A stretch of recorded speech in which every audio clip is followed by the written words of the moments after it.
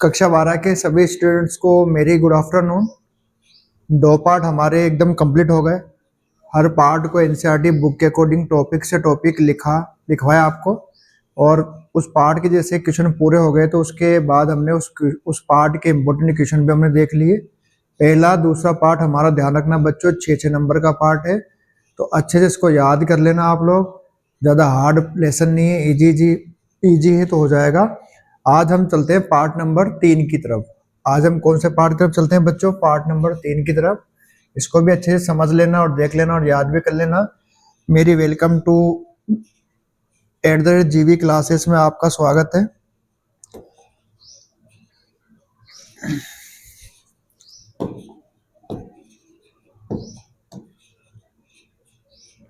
ध्यान रखना बच्चों, पार्ट नंबर 3 हमारा पार्ट नंबर 3 चल रहा है। इसका नाम है समकालीन दक्षिण एशिया। अब हम दक्षिण एशिया में आ जाते हैं। पार्ट नंबर 3 का नाम क्या है बच्चों? समकालीन दक्षिण एशिया। ध्यान रखना ये वाला पार्ट भी आपके 6 नंबर का पार्ट है। कितने नंबर का पार्ट है? 6 नंबर का पार्ट है बच्चों, 6 अंक का पार्ट है। एक जो क्वेश्चन होगा इसमें आपसे वस्तुनिष्ठ क्वेश्चन पूछेगा। क्या पूछेगा बच्चों? वस्तुनिष्ठ क्वेश्चन पूछेगा, जिसमें ABCD हो गया। इसमें क्या लिखा होगा बच्चों? ABCD। उसके बाद एक क्वेश्चन आपसे पूछेगा खालिस्तान का बच्चों। एक क्वेश्चन आपसे कौन सा पूछा गया इसमें? खालिस्तान का पूछेगा। उसके बाद 2 क्वेश्चन ध्यान रखना बच्चों, लघुत्रात्मक प्रश्न पूछे जाएंगे, जिनकी लिमिट कितनी होगी? 50 शब्द। कितनी होगी बच्चों? 50 शब्द। अब देखो 2 + 2 कितने हो गए? 4। उसके बाद एक ये क्वेश्चन हो गया, एक ये हो गया। अब बताओ आपके हमारा ये जो पार्ट है वो कितने नंबर का हुआ बच्चों? 6 नंबर का हुआ। चलते हैं पार्ट के अंदर, और सबसे पहले लाइन में पढ़ते हैं हम इसका परिचय। जब भी कोई पार्ट पढ़ते हैं तो पार्ट का परिचय पढ़ा जाता है। तो यहाँ पर साफ साफ मैंने लिखा है कि आइए अब हम शीत युद्ध के दौर में विश्व के एक बड़े फलक पर हुए बदलाव से नजर हटाकर अपना ध्यान अपने क्षेत्र यानी अपना खुद का क्षेत्र दक्षिण एशिया की ओर मोड़ते हैं। हम कहाँ चल रहे हैं? हम दक्षिण एशिया की ओर जा रहे हैं। और ध्यान रखना 20वीं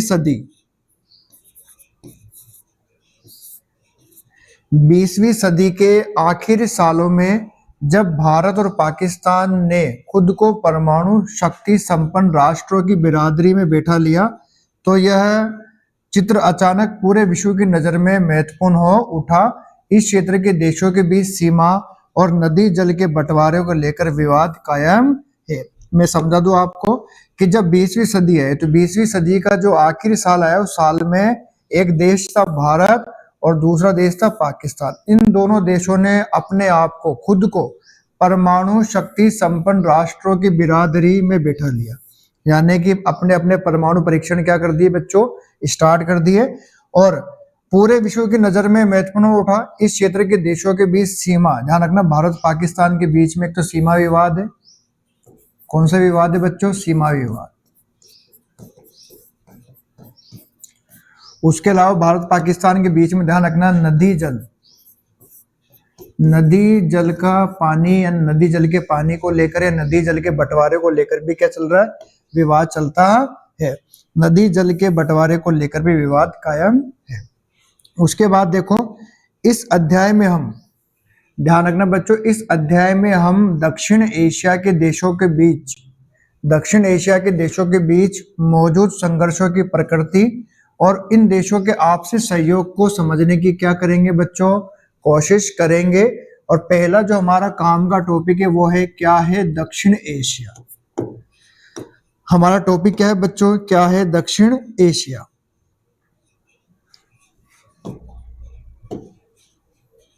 टॉपिक का नाम है, कॉपी में नोट डाउन कर लेना, क्या है? दक्षिण एशिया। तो ध्यान रखना आपने 2 देशों के नाम सुने होंगे, भारत और पाकिस्तान। इन दोनों देशों के बीच में क्रिकेट का जब मैच होता है तो वो मैच पूरा का पूरा जो मैच होता है वो टेंशन वाला मैच होता है, तनाव वाला मैच होता है कि नहीं होता? होता है। भारत और पाकिस्तान के बीच क्रिकेट मैच कितना तनावपूर्ण होता है? कितना तनावपूर्ण होता है यह हम सभी जानते हैं। ये हम क्या करते हैं? जानते हैं। हमने ये भी देखा है कि क्रिकेट मैच देखने के लिए पाकिस्तान अथवा भारतीय फैंस, क्रिकेट का जब मैच होता है तो पाकिस्तान फैंस अथवा भारतीय फैंस जब एक दूसरे के देशों में क्या करते हैं, पहुंचते हैं। यानी कि जब भारत में मैच होता है तो पाकिस्तान के दर्शक कहाँ पर आते हैं मैच देखने, भारत के अंदर। जब मैच पाकिस्तान में होता है तो भारत के दर्शक कहाँ जाते हैं मैच देखने, पाकिस्तान के अंदर। लेकिन दोनों देशों के अभी संबंध क्या है, थोड़े ऐसे चल रहे हैं, तो न तो इंडिया में पाकिस्तान का मैच हो सकता है और न ही पाकिस्तान में इंडिया का मैच हो सकता।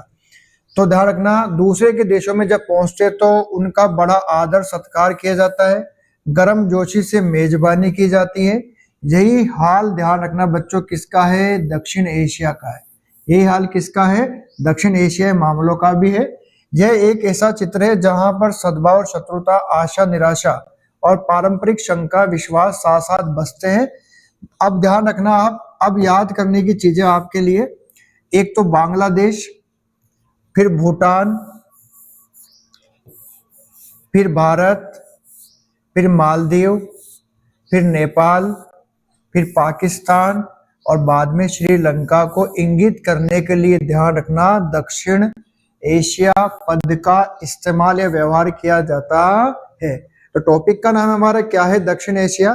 तो आपको इन देशों के नाम याद रखने पड़ेंगे। यही देश क्या है, दक्षिण एशिया। यानी कि इन देशों को दक्षिण एशिया पद के नाम से जाना जाता है। वो देश कौन से हैं बच्चों, देखो मैं शोर में लिखता हूँ, बी से बांग्लादेश, फिर भूटान, फिर अपना भारत। बांग्लादेश, भूटान और भारत, उसके बाद मालदीव, उसके बाद नेपाल, उसके बाद पाकिस्तान, उसके बाद श्रीलंका।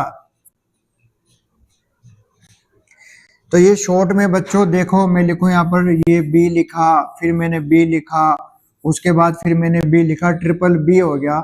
यानी कि ध्यान रखना, बांग्लादेश हो गया, उसके बाद भूटान हो गया बच्चों, उसके बाद क्या हो गया, भारत हो गया, उसके बाद MNPS लिखा। क्या लिखा बच्चों, MNPS, यानी कि मालदीव, नेपाल, पाकिस्तान और श्रीलंका को इंगित करने के लिए ध्यान रखना दक्षिण एशिया पद का व्यवहार किया जाता है। उत्तर की विशाल हिमालय पर्वत है ना, उत्तर भारत के उत्तर में क्या है बच्चों, विशाल हिमालय पर्वत श्रृंखला। दक्षिण में क्या है बच्चों, हिंद महासागर है। पश्चिम में क्या है, अरब सागर है। और पूरब में क्या है बच्चों, बंगाल की खाड़ी से यह इलाका एक विशिष्ट प्राकृतिक क्षेत्र के रूप में क्या होता है, नजर आता है। अब जैसे कि मैं भारत की बात कर लूं, किसकी बात कर लूं बच्चों, मैं भारत की बात कर लेता हूं। तो भारत के ध्यान रखना, ये तो पूर्व में बंगाल की खाड़ी आ गई बच्चों, बंगाल की खाड़ी, और ये पश्चिम में आ गया बच्चों अरब सागर। भारत के दक्षिण में कौन सा महासागर आ गया बच्चों, भारत के दक्षिण में हिंद महासागर। कौन सा महासागर आया बच्चों, हिंद महासागर आया। उसके बाद विशाल उत्तर में क्या है, हिमालय, विशाल हिमालय यहाँ पर। पश्चिम का अरब सागर हो गया। पूर्व में मौजूद बंगाल की खाड़ी से ये इलाका एक विशिष्ट प्राकृतिक क्षेत्र के रूप में नजर आता है।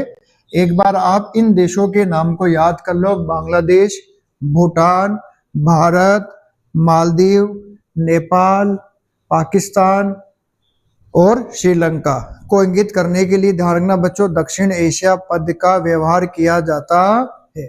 उसके बाद देखो आगे चलते हैं, उसके बाद आगे चलते हैं तो ध्यान रखना इस क्षेत्र में, ध्यान रखना बच्चों इस क्षेत्र में अफगानिस्तान और म्यांमार को भी शामिल किया जाता है। तो दक्षिण एशिया में और कौन से दो देशों को शामिल किया जाता है बच्चों, एक तो अफगानिस्तान और एक म्यांमार को भी शामिल किया जाता है। अब इसका भी अपन लिख लेते हैं, अफगानिस्तान का ए और म्यांमार का एफ। तो दक्षिण अफगानिस्तान और म्यांमार हो गया, ये हो गया अफगानिस्तान और ये हो गया म्यांमार।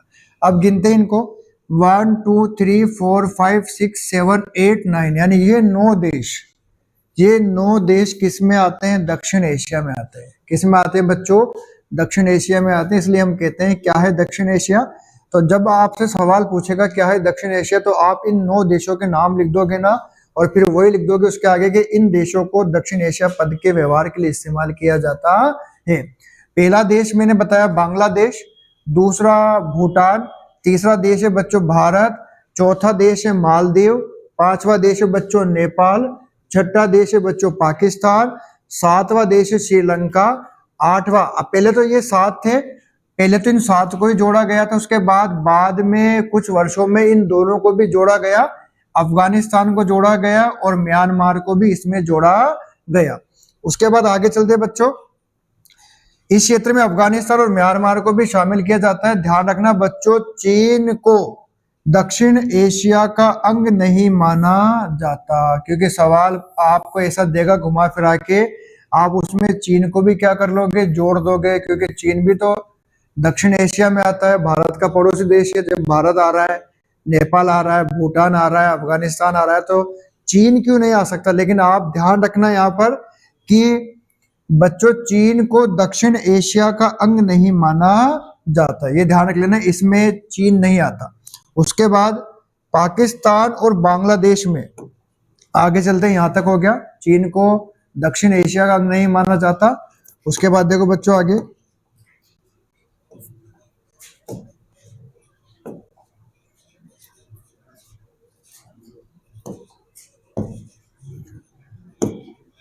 उसके बाद देखो बच्चों क्या लिखा हुआ कि पाकिस्तान और बांग्लादेश में लोकतांत्रिक, जहां पर जनता के द्वारा चुनाव किया जाता है उसे कहते हैं लोकतांत्रिक, और सैनिक दोनों तरह के नेताओं का शासन था। पाकिस्तान और बांग्लादेश में लोकतांत्रिक और सैनिक दोनों तरह के लोगों का, यानी दोनों तरह के नेताओं का क्या था बच्चों, शासन था। शीत युद्ध के बाद के सालों में बांग्लादेश में क्या हुआ, लोकतंत्र कायम हुआ। जब दूसरी किताब हमारी चलेगी स्वतंत्र भारत में राजनीति, तो उसमें एक पार्ट पूरा बांग्लादेश का ही पढ़ेंगे। और ध्यान रखना बांग्लादेश बच्चों कब आजाद हुआ, 1971 में, 1971 में बांग्लादेश क्या हुआ, आजाद हुआ। शीत युद्ध के बाद के सालों में बांग्लादेश में लोकतंत्र का। उसके बाद देखो बच्चों,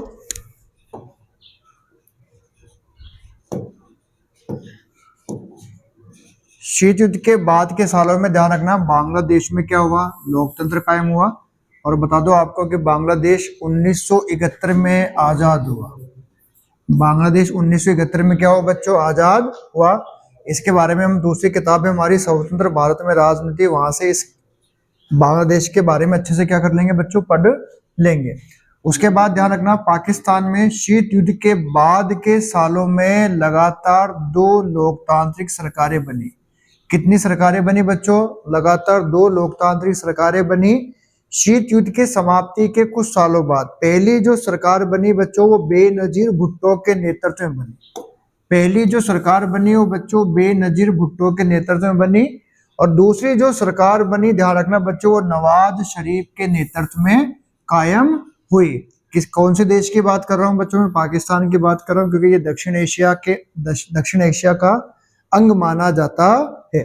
उसके बाद देखो 1999 में आया, 1999 में पाकिस्तान में ध्यान रखना बच्चों सैनिक तख्ता पलट हो गया, सैनिक सत्ता पलट हो गई। और 2008 से फिर से यहाँ पर लोकतांत्रिक शासन स्थापित हो गया। ध्यान रखना पाकिस्तान में शीत युद्ध के कुछ सालों बाद लगातार 2 सरकारें बनी। पहली जो सरकार बनी बच्चों, वो बनी बेनजीर भुट्टो के नेतृत्व में, और दूसरी जो सरकार बनी बच्चों, वो बनी नवाज शरीफ के नेतृत्व में। उसके बाद आया 1999, और 99 में पाकिस्तान में सैनिक तख्ता पलट हो गया। और लेकिन उसके बाद 2008 से पाकिस्तान में वापस कैसे चुनाव हो रहे, लोकतांत्रिक चुनाव हो रहे। उसके बाद याद कर लेना बच्चों, नोट लिखवाए मैंने एक इंपोर्टेंट, कि 2006 तक नेपाल में संवैधानिक राजतंत्र था। 2006 तक नेपाल में क्या था बच्चों, संवैधानिक राजतंत्र था। संवैधानिक राजतंत्र का मतलब राजाओं का शासन था। लेकिन 2008 में ध्यान रखना नेपाल देश में राजतंत्र को खत्म कर दिया गया, और 2008 से नेपाल में क्या है, लोकतंत्रीकरण है बच्चों। 2008 से नेपाल में क्या है, लोकतंत्रीकरण, यानी कि वहां पर भी चुनाव की व्यवस्था की गई।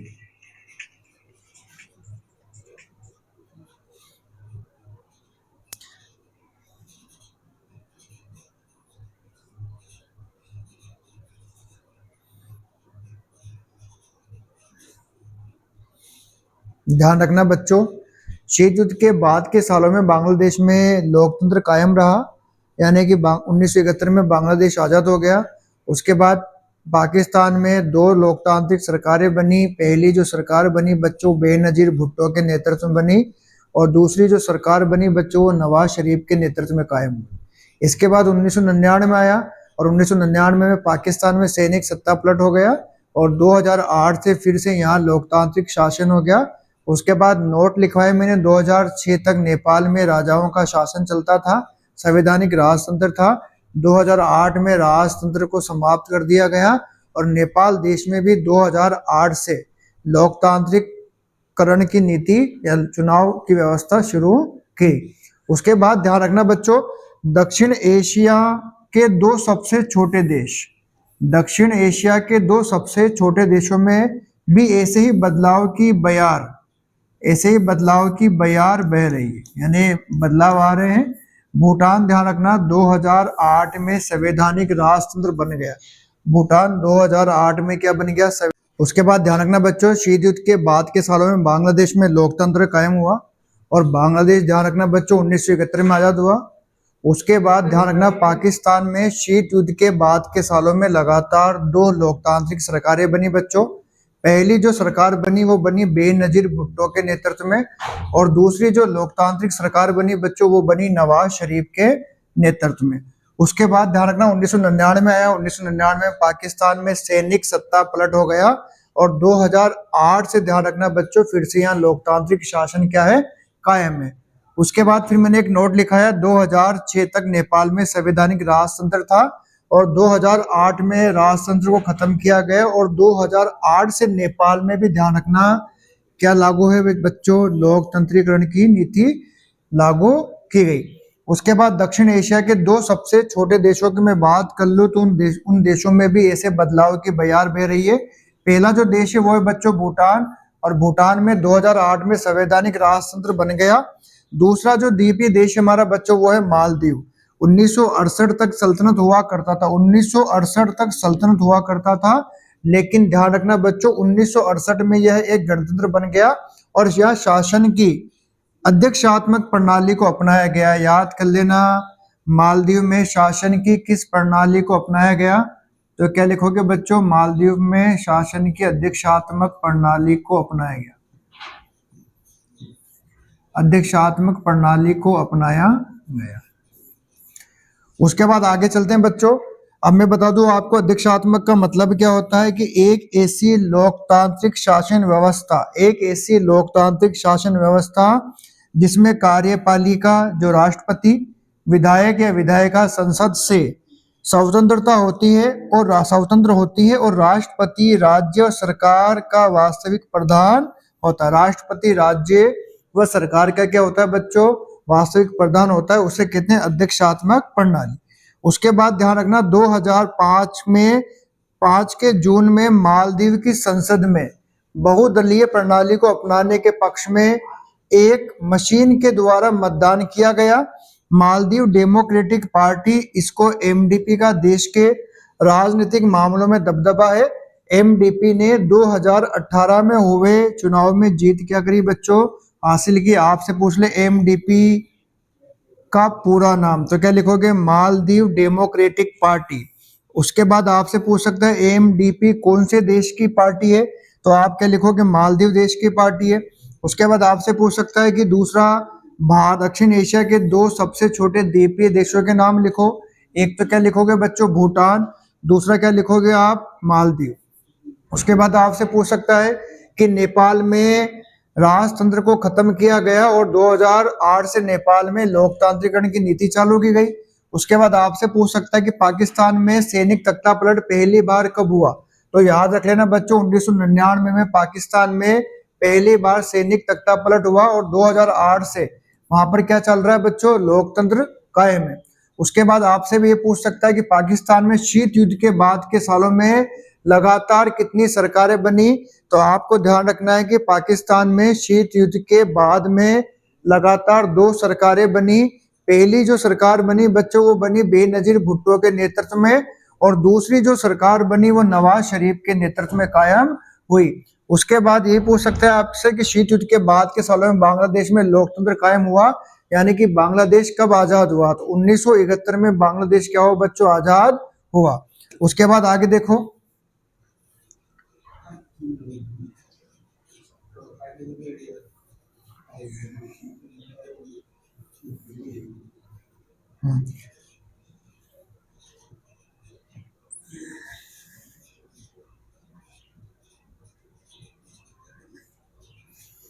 उसके बाद ये लाइन याद कर लेना कि बांग्लादेश, भूटान, भारत, मालदीव, नेपाल, पाकिस्तान और श्रीलंका, ये सब ध्यान रखना दक्षिण एशिया के अंदर आते हैं। दक्षिण एशिया पद का व्यवहार किया जाता है। आपसे पूछ लेगा दक्षिण एशिया में कौन कौन से देशों को शामिल किया जाता है, दक्षिण एशिया में कौन कौन से देशों को शामिल किया जाता है, तो आपको क्या नाम लिखना है, एक तो लिखना है बांग्लादेश, एक तो क्या लिखोगे बच्चों बांग्लादेश, दूसरा क्या लिखोगे भूटान, और तीसरा क्या लिखोगे बच्चों भारत। इसकी शॉर्ट ट्रिक मैंने बताया आपको, एक तो बांग्लादेश, दूसरा भूटान, तीसरा भारत, चौथा मालदीव, पांचवा नेपाल, छठा पाकिस्तान और सातवां बच्चों क्या है, श्रीलंका। तो BBMNPS ये ध्यान रखना दक्षिण एशिया में आते हैं। किस में आते हैं ये सब देश, दक्षिण एशिया के अंदर आते हैं। उसके बाद ध्यान रखना बच्चों, बाद के कुछ वर्षों में दो देशों को और जोड़ा गया। पहला जो देश था वो था बच्चों अफगानिस्तान, और दूसरा जो देश था वो था म्यांमार। तो इसके बाद ए और एम को भी इसमें क्या कर लिया गया, शामिल कर लिया गया। और मोस्ट इंपोर्टेंट बात जो है बच्चों वो याद कर लेना कि ध्यान रख लेना, चीन को दक्षिण एशिया का अंग नहीं माना जाता है। समझ में आ गया होगा, उम्मीद करता हूँ कि ये वाला पार्ट आपको थोड़ा बहुत, इसके बाद का अगला पार्ट हम आगे की क्लास में पढ़ेंगे। तब तक के लिए जय हिंद, जय भारत।